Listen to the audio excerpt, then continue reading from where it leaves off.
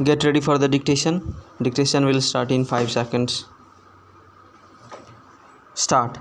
As stated earlier, the DNA test is an accurate test, and on that basis, it is clear that the appellant is not the biological father of the girl child.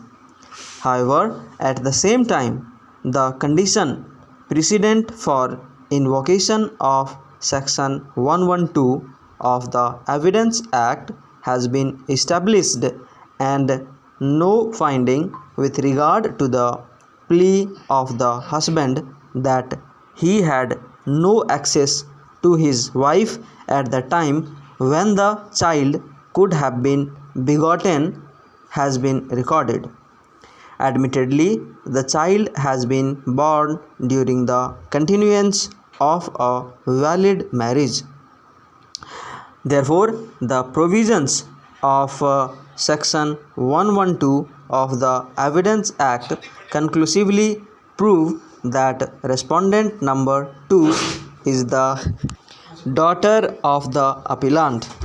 At the same time, the DNA test reports based on scientific analysis in no uncertain terms suggest that the appellant is not the biological father. In such circumstance, which would give way to the other, is a complex question posed before us. We may remember that Section 112 of the Evidence Act was enacted at a time when the modern scientific advancement and DNA test were not even in complete contemplation of the legislature. The result of DNA test is said to be scientifically accurate. Although Section 112 raises a presumption of conclusive proof on satisfaction of the conditions enumerated therein, but the same is rebuttable. The presumption may afford legitimate means of arriving at an affirmative legal conclusion. While the truth or fact is known, in our opinion, there is no need or room for any presumption. Where there is evidence to the contrary, the presumption is rebuttable and must yield to proof. Interest of justice is best served by ascertaining the truth, and the court should be furnished with the best available science and may not be left to bank upon presumptions unless science has no answer to the facts in issue. In our opinion, when there is a conflict between a conclusive proof envisaged under law and a proof based on scientific advancement accepted by the world community to be correct, the latter must prevail over the former.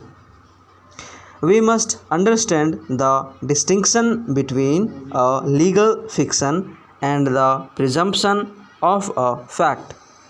Legal fiction assumes existing of a fact which may not really exist. However, presumption of a fact depends on satisfaction of certain circumstances. Those circumstances logically would lead to the fact sought to be presumed. Section 112 of the Evidence Act does not create a legal fiction but provides for presumption. The husband's plea that he had no access to the wife when the child was begotten stands proved by the DNA test report, and in the face of it, we cannot compel the appellant to bear the fatherhood of a child when the scientific reports prove to the contrary.